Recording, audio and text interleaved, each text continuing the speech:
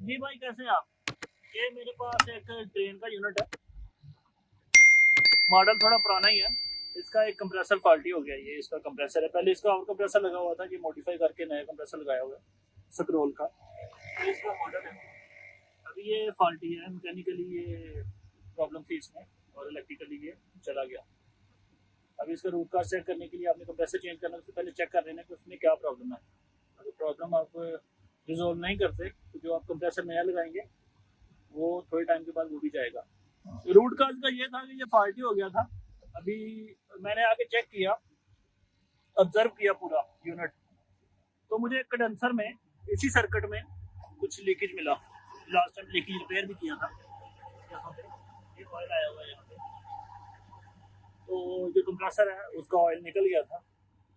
Oil निकला और उसके बाद वो जो लुब्रिकेशन उसकी कम हुई और वाइंडिंग वीक हो गई। जब हमने दोबारा कंप्रेसर चलाया तो वो कंप्रेसर फॉल्टी हो गया।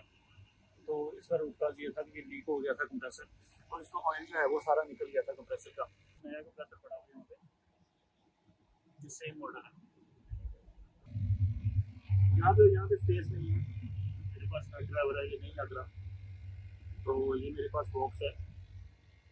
ये बॉक्स में से इसका 8 mm का मैंने निकाला और इसको इसके साथ खोल रहा हूँ अभी।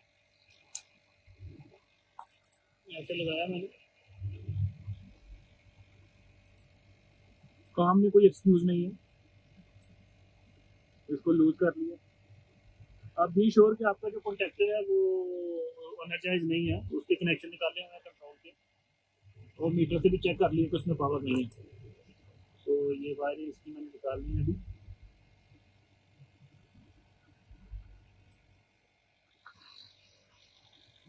ये इसकी वायरिंग रिमूव हो गई है। अभी हम क्या करेंगे कि यहाँ पे और यहाँ पे दोनों साइडों पे गेज लगा के इसकी गैस है जो वो निकाल देंगे सारी। आपने जब गेज लगानी है तो चेक कर लेना कि प्रेशर उसमें है या नहीं है। तो इसमें जो प्रेशर है 150 है। तो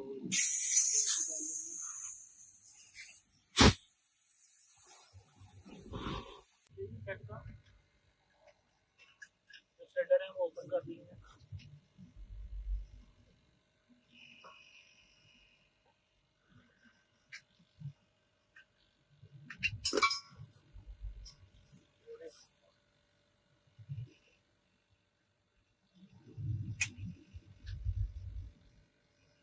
और इसको टाइट कर लिया।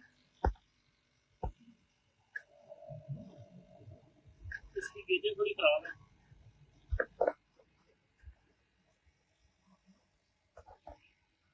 लेकिन हम प्रेशर से आइडिया लगा लेंगे कि इसका कितना प्रेशर चाहिए।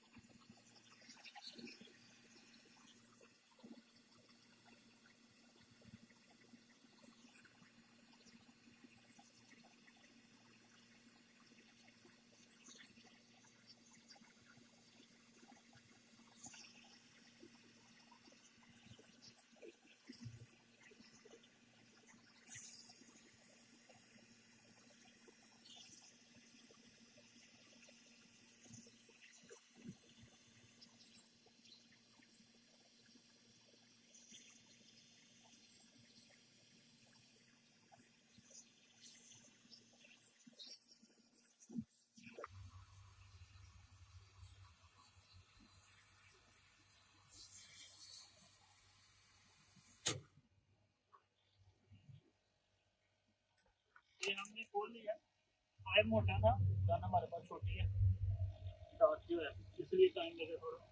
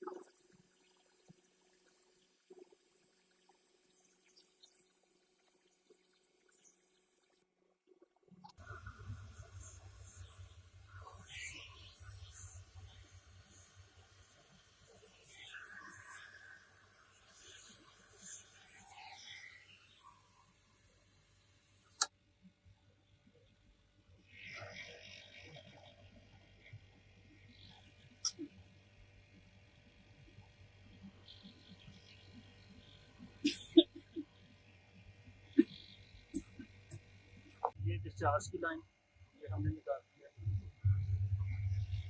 तो ये सक्शन की निकाल ली है। अभी इसका अंदर में यूनिट के अंदर जो है वो फिल्टर है, अभी उसको रिमूव करना है। ये इसका फिल्टर है, कंडेंसर वाली साइड पे डिस्चार्जर में लगा हुआ है। ये ऊपर वाला नीचे वाला हमने ट्रेस आउट किया है यूनिट को चला के, तो ये गर्म हो रहा था क्योंकि इसमें गैस का फ्लो था और ये इसका टेम्परेचर नॉर्मल था, इसलिए ये नया फिल्टर है मेरे पास। और दो सर्किट को 2 फिल्टर है, तो जब आपने कंप्रेसर चेंज करना है तो उसका फिल्टर भी चेंज करना है साथ में। ये इसका वेपोरेटर है और ये बैक साइड पे इसका TXV लगा हुआ है, थर्मोस्टेटिक एक्सपेंशन वाल्व। तो अभी मैं इसको निकालूंगा।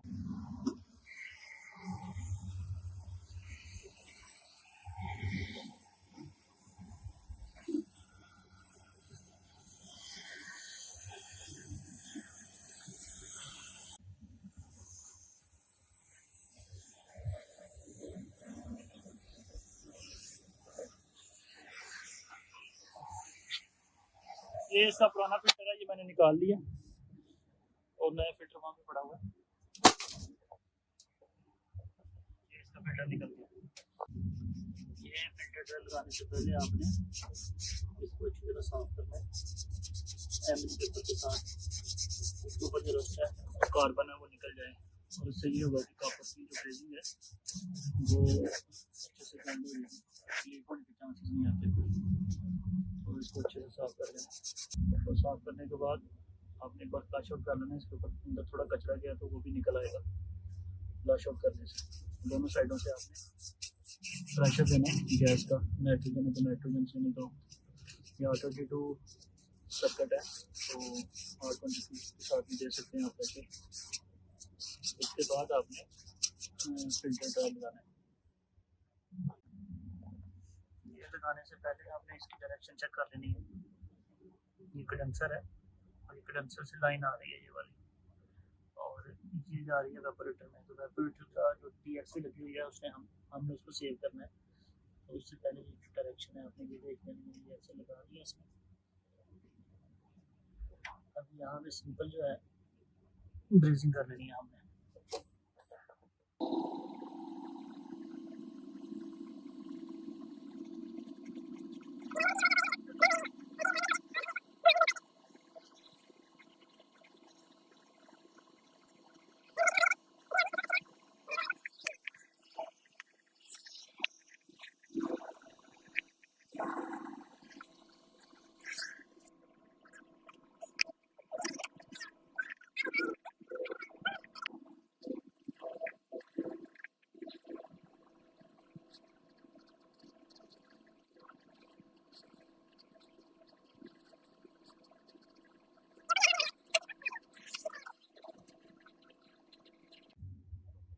ये मेरे पास ग्लास है, ये चेक करने के लिए तो हम यहाँ पे इसको नीचे से चेक कर सकते हैं।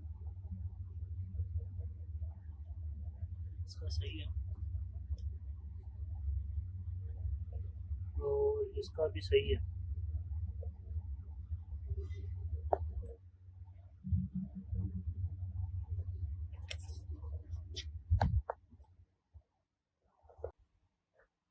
ये हमने यहाँ पे इसको डिस्चार्ज साइड से ब्रेजिंग कर दिया। ब्रेजिंग करते हुए वीडियो नहीं बनाई क्योंकि ब्रेजिंग करते हुए 2 आदमी चाहिए थे तो वीडियो नहीं बना सके। और ये प्रेशर दे दिया हमने, लीक चेक कर रहे हैं। लीक अच्छे से चेक कर लेनी है आपने। यहाँ पे ब्रेजिंग किया और समटाइम यहाँ से भी लीक होता है। गेज भी चेक कर लेनी है।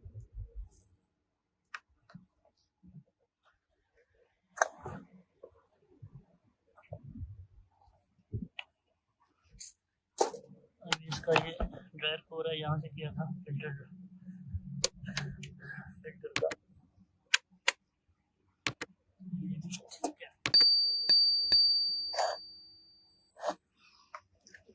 110 प्रेशर दिए पूरे सर्किट को।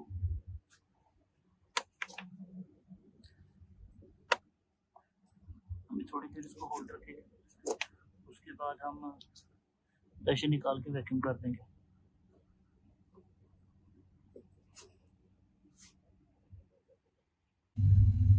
अभी इसको वैक्यूम पे लगाया हुआ है और ये सिस्टम पे वैक्यूम हो रहा है।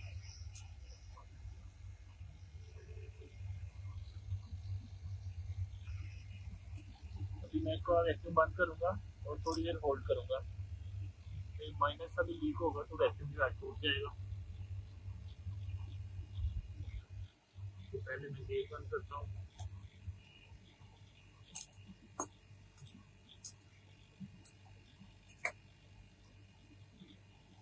गेट बंद कर दिए, अभी वैक्यूम बंद कर देते हैं।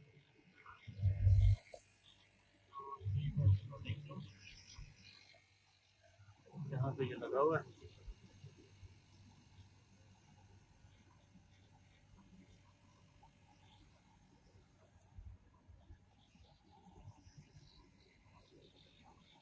इसके बाद थोड़े टाइम के बाद हम वैक्यूम चेक करेंगे। वैक्यूम चेक करने के बाद जो है गैस चार्ज कर देंगे इसमें। इसके कनेक्शन भी पेंडिंग है अभी। ये वायर कनेक्शन भी करने हैं, तो जैसे कनेक्शन निकाले थे क्योंकि सेम मॉडल है। ये पुराना कंप्रेसर है,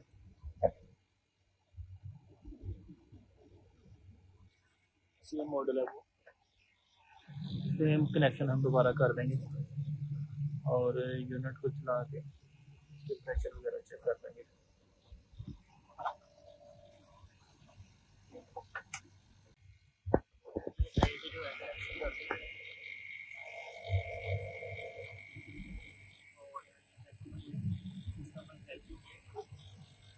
और गैस चार्ज कर दूंगा, तो जब गैस चली जाएगी ऑफ कंडीशन में मैक्सिमम, उसके बाद इसको मैं ऑन करूँगा कंप्रेसर को। फिर इसको प्रेशर को चेक कर लेंगे। सिलेंडर है 8.2 गैस है इसमें, तो इसको मैं यहाँ से खोलता हूँ और यहाँ से मैं इसको पुश कर लेता हूँ।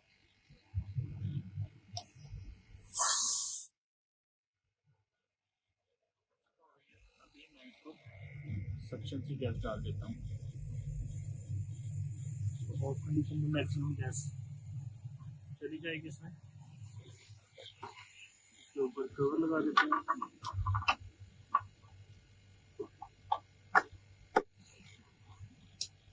कवर लग गया, एक सर्किट चल रहा है और एक सर्किट बंद है। और इसकी जो कंट्रोल वायर है इस एक सर्किट की जो बंद है वो यहाँ पे है, ये इसको टेप की हुई है। जो इसकी कंट्रोल वायर है जो ये रिले है यहाँ पे लगेगी, तो इसमें थोड़ा प्रेशर जाने के बाद क्योंकि प्रेशर जाना बंद हो जाएगा, उसके बाद इसमें इसकी पावर ऑन करूँगा।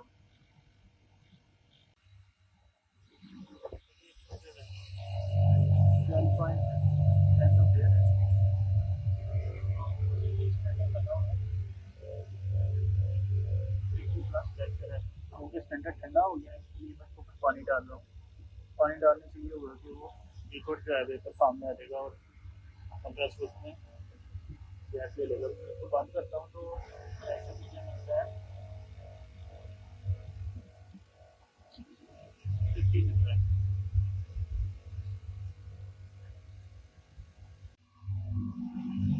इसके लिए जो है वो 12.8 समथिंग है और चार्ज प्रेशर इसका तकरीबन 280 है और सक्शन प्रेशर 66 है और कंप्रेसर बिल्कुल ओपन चल रहा है। इसका साउंड लेना ओपन है और कंप्रेसर का ओपन चल रहा है। इस यूनिट प्रोडक्ट के बारे में कोई क्वेश्चन है, कोई कमेंट्स है तो आप कमेंट्स बॉक्स में पूछ सकते हैं। और मिलते हैं एक नई वीडियो में टॉपिक के साथ।